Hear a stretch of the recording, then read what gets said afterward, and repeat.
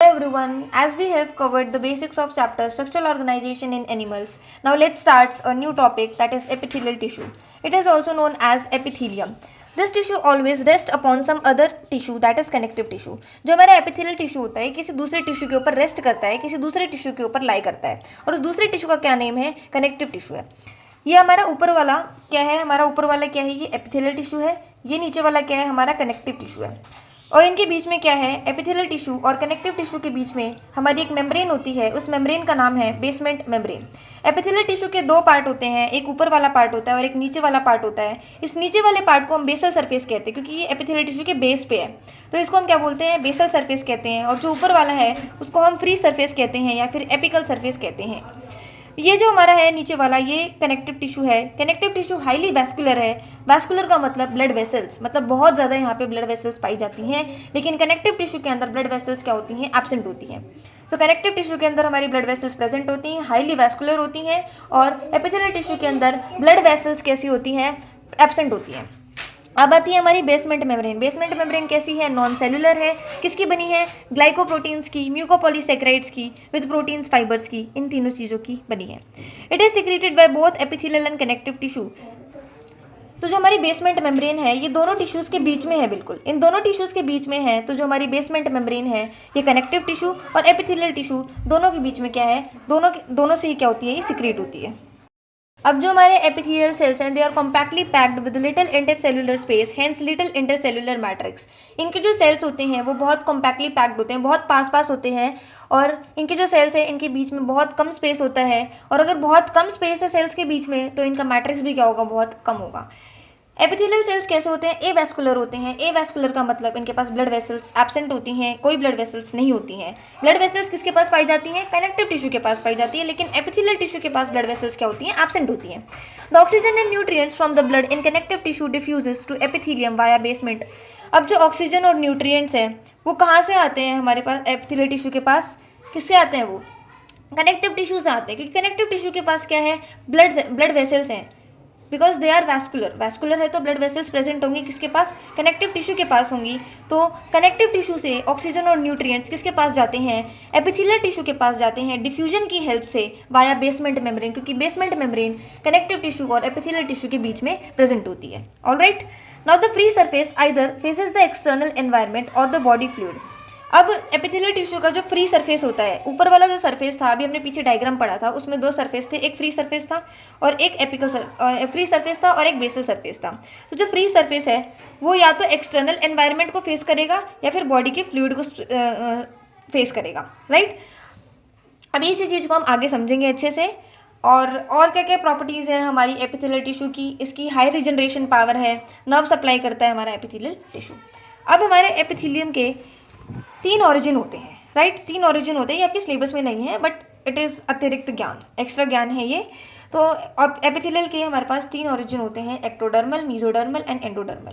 तो अब इस डायग्राम की हेल्प से वो लाइन समझते हैं जो मैंने ऊपर बोली थी, the free surface either faces the external environment और द बॉडी फ्लूइड. इस लाइन का मतलब क्या है? फ्री सरफेस हमारा जो ये एपिथेलियल टिश्यू है, ये हमारा एपिथेलियल टिश्यू है. इसका हमने 2 सरफेस पढ़े थे, एक एपिकल सरफेस या फिर फ्री सरफेस और नीचे वाला बेसल सरफेस. तो अभी हमने किसकी बात की है? फ्री सरफेस जो ऊपर वाला है इसकी बात की है. या ये जो सरफेस है या तो ये एक्सटर्नल एनवायरनमेंट को फेस करेगा या फिर बॉडी के फ्लूइड को फेस करेगा. एक्सटर्नल एनवायरनमेंट को कैसे फेस करेगा? देखो, आपका जो यहाँ पे आपका जो शोल्डर है, ये यहाँ पे अगर जो एपिथेलियल पाया जाता है, इसका जो एपिकल सरफेस है, जो ऊपर वाला सरफेस है, वो आपके एक्सटर्नल बॉडी एनवायरनमेंट को फेस कर रहा है. ठीक है, एक्सटर्नल एनवायरनमेंट को फेस कर रहा है. ये आपका बाहर का एक्सटर्नल एनवायरनमेंट है और ये आपका एपिकल टिश्यू है. तो इसका जो फेस है ये किसकी साइड है? एक्सटर्नल एनवायरनमेंट की साइड है. ऐसे ही यहाँ पे आपका जो स्टमक में पाया जाएगा जो एपिथेलियल टिश्यू, उसका जो एपिकल पार्ट है, ऊपर वाला पार्ट है, वो किसकी तरफ है? उसका फेस है फ्लूइड की तरह. आपके स्टमक के अंदर क्या है? फ्लूइड है. अंदर बॉडी के अंदर क्या है? फ्लूइड है. ठीक है, तो अब आपको समझ में आ गया होगा इस लाइन का मतलब, the free surface either faces the external environment और द बॉडी फ्लूइड. हमारे एपिथेलियल टिश्यू के फ्री सरफेस पे मॉडिफिकेशंस हो सकते हैं। दो टाइप के मॉडिफिकेशन हो सकते हैं। First is microvilli, second is cilia. Microvilli को हम ब्रश बॉर्डेड एपिथेलियम भी कहते हैं and it is finger like projection, finger like projection है and it is the fold of plasma membrane of epithelial cells. Epithelial cells की जो plasma membrane है उसके फोल्ड्स हैं ये, और इसका जो मेन फंक्शन है, मेन प्राइमरी फंक्शन है माइक्रोविलाई का, that is to increase the surface area for secretion and absorption. दूसरा है हमारा cilia. Cilia is hair like projection, hair जैसा दिखता है ये, जो कि सब्सटेंसेस की मूवमेंट में हेल्प करता है एक डायरेक्शन के अंदर। So hair like projection that helps in the movement of substances along one direction. ठीक है। Now epithelium. Now there are two types of epithelium, simple epithelium and compound epithelium. Simple epithelium है जो हमारे जो sales है उनकी single layer से बना होगा, और जो हमारा कंपाउंड एपिथेलियम है वो मल्टी लेयर्ड एपिथेलियम होगा, मतलब सेल्स की बहुत सारी लेयर से बना होगा। तो सिंपल एपिथेलियम के अंदर एक सिंगल लेयर होगी हमारी सेल्स की, लेकिन कंपाउंड एपिथेलियम के अंदर बहुत सारी लेयर्स होगी हमारी सेल्स की। ठीक है। सिंपल एपिथेलियम का मेजर रोल क्या है? Secretion, absorption, filtration, diffusion. Diffusion क्यों? डिफ्यूजन होता क्या है सबसे पहले? What is diffusion? Diffusion is the movement of gases from high concentration to low concentration. अब यहाँ से डिफ्यूजन कैसे हो सकता है इजीली? क्योंकि ये बहुत थिन है, यहाँ पे सिर्फ एक सिंगल लेयर है, यहाँ पे बहुत सारी लेयर है, तो यहाँ से यहाँ तक सामान पहुँचाने के अंदर यहाँ पे क्या होगा? एनर्जी लगेगी, ईजिली यहाँ से यहाँ नहीं पहुँच पाएगा। लेकिन ये सिंगल लेयर है सिर्फ, तो यहाँ से सब्सटेंसेस यहाँ पे ईजिली मूव कर पाएंगे, क्योंकि थिन है ये, इसीलिए यहाँ पे डिफ्यूजन बहुत ईजिली हो जाएगा। लेकिन कंपाउंड एपिथेलियम के अंदर बहुत सारी लेयर्स है, तो ये प्रोटेक्शन का काम कर सकता है। सो यहाँ पे जो हमारा कंपाउंड एपिथेलियम है इसका मेजर रोल क्या है? Protection against chemical and mechanical stress. Simple epithelium के एग्जांपल क्या है? It is present as lining the body cavity like around the lungs, heart, ducts, tubes. लेकिन जो कंपाउंड एपिथेलियम है इसका एग्जाम्पल क्या है? Skin, protection. हमारी जो स्किन होती है वो प्रोटेक्शन का काम करती है, बाहर की जितनी भी डस्ट पार्टिकल्स होते हैं उससे हमें क्या करती है? प्रोटेक्ट करती है। ठीक है। Now on the basis of structural modification of cells, simple epithelium is classified. अब हम पहले simple epithelium को पढ़ेंगे। जो हमारा सिंपल एपिथेलियम है वो स्ट्रक्चरल मॉडिफिकेशन की बेसिस पे तीन टाइप का होता है। First is simple squamous epithelium, second is simple cuboidal epithelium, third is simple columnar epithelium. सबसे पहले हम पढ़ेंगे simple squamous epithelium. Simple squamous epithelium के जो सेल्स होते हैं वो कैसे होते हैं? फ्लैट होते हैं। इनका न्यूक्लियस भी फ्लैट होता है, सेल्स भी फ्लैट होते हैं और न्यूक्लियस भी फ्लैट होता है, और जो इनका न्यूक्लियस होता है वो सेंटर में लोकेटेड होता है। तो ये हमारा स्क्वेमस एपिथेलियम है, ये फ्लैट है। इनके सेल्स भी कैसे होते हैं? फ्लैट होते हैं, और इनका जो न्यूक्लियस होता है वो भी कैसा होता है? फ्लैट होता है और सेंटर में होता है। ठीक है। अब सिंपल स्क्वेमस एपिथेलियम के अंदर जो सेल्स होती हैं उनकी जो बाउंड्रीज होती है वो कैसी होती है? इर्रेगुलर होती है, उनकी कोई शेप नहीं होती है। इनकी तो कोई शेप नहीं है ना, इर्रेगुलर है ये बाउंड्रीज जो हैं, इसीलिए इसको हम टेसिलेटेड एपिथेलियम भी कहते हैं। तो simple squamous epithelium is also known as tessellated epithelium because of irregular boundaries. ठीक है। This appears like tiles of floors. Flat है तो ये कुछ ऐसा दिखता है कि जैसे फ्लोर पे टाइल्स होती हैं, इस जैसा दिखता है ये, इसीलिए इसको हम पेवमेंट एपिथेलियम भी बोलते हैं। ये सारे देखो फ्लैट हैं तो ये ऐसा दिख रहा है जैसे कि फ्लोर पे टाइल्स बिछी हुई हैं, इसीलिए इसको हम क्या बोलते हैं? पेवमेंट एपिथेलियम बोलते हैं। सिंपल स्क्वेमस एपिथेलियम का फंक्शन क्या है? Filtration and diffusion.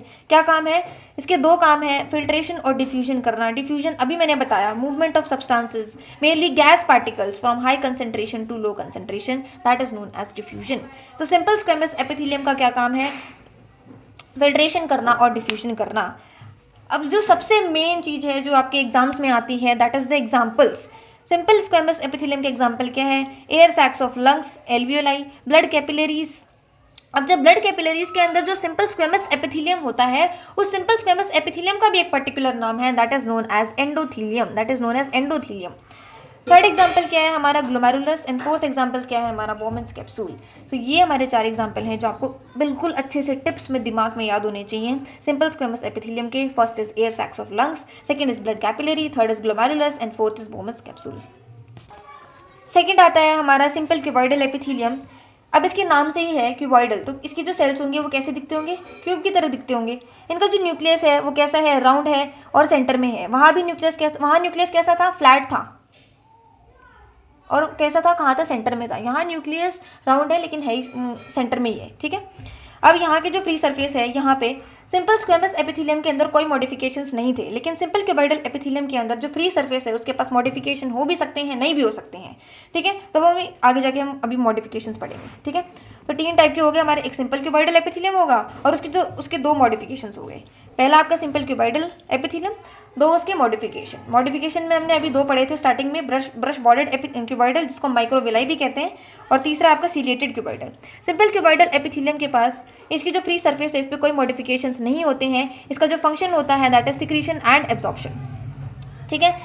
Brush bordered epithelium जिसको माइक्रोविलाई भी कहते हैं, इसकी जो फ्री सरफेस है इसके पास क्या होते हैं, माइक्रोविलाई प्रेजेंट होते हैं। इसका फंक्शन भी क्या है, secretion and absorption.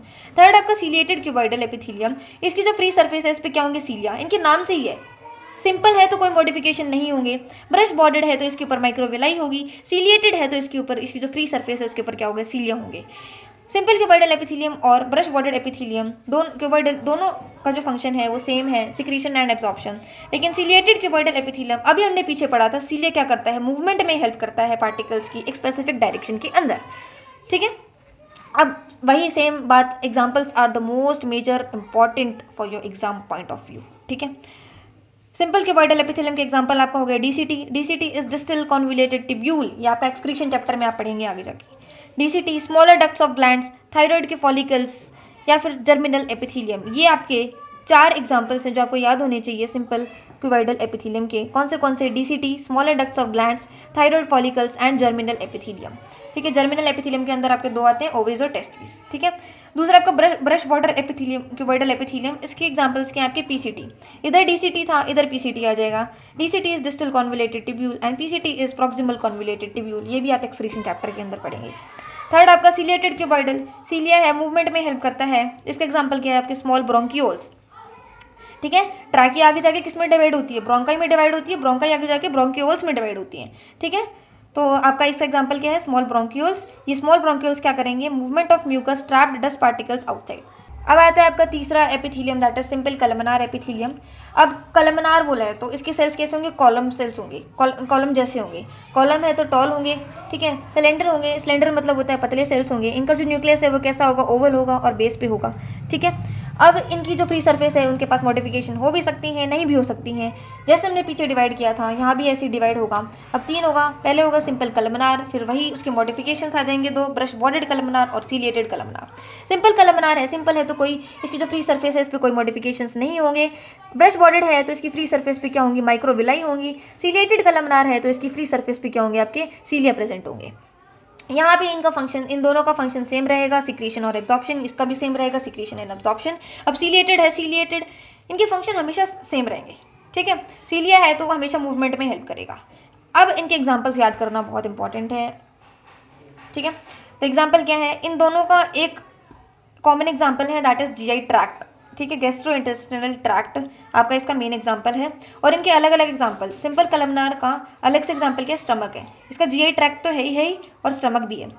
Brush bordered columnar epithelium का एग्जाम्पल जीआई ट्रैक्ट तो है ही और क्या है, इसके गॉबलेट सेल्स, स्मॉल इंटेस्टाइन, ठीक है। ये क्वेश्चन आ चुका है पेपर में, गॉबलेट सेल्स क्या करते हैं, म्यूकस को सिक्रीट करते हैं, ठीक है। थर्ड आपका सीलिएटेड कलमनार एपिथेलियम, इसका एग्जाम्पल क्या है, आपके फेलोपियन ट्यूब हो गया। आपकी फेलोपियन ट्यूब के अंदर जो आपका ओवम होता है उसकी मूवमेंट होती है।